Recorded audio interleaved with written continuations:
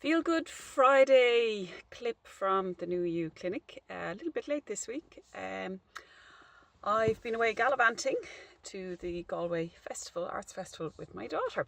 So a big part of modern living is we're all doing an awful lot more driving, and I'm all stiff and creaky from a lot of driving the past few days. A few little tips to think about getting a little bit more movement when we're in the car, and this can make a massive difference. Do try and stop regularly, maybe every even half hour if you can, but maybe every hour, and even just get around, walk 4 or 5 times around a car park somewhere.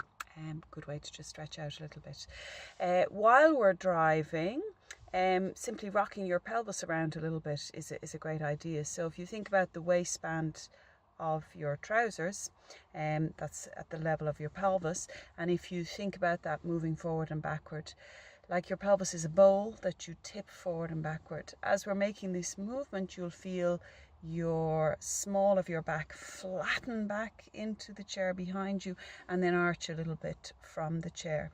So making even just 5 or 6 of those movements, just simply rolling the pelvis forward and back.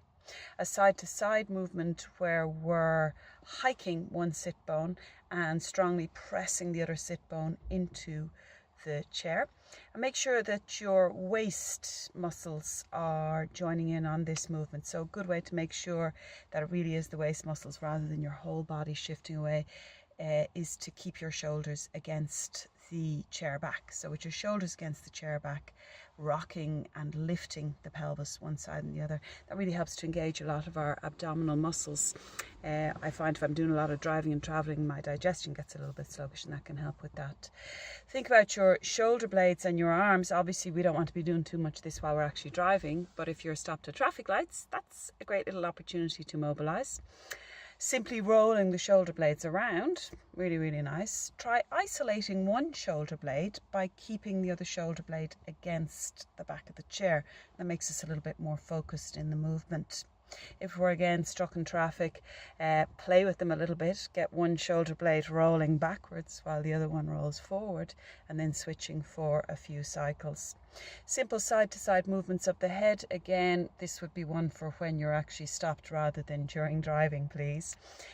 When we tip the head down towards one shoulder, bring your chin up towards the ceiling and then bring it down towards the collarbone, up towards the roof of the car, down towards the collarbone, and obviously repeating that both sides.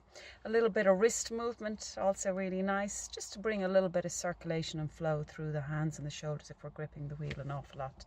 So there's a few little ideas for you while sitting in the car. Keep moving, move well.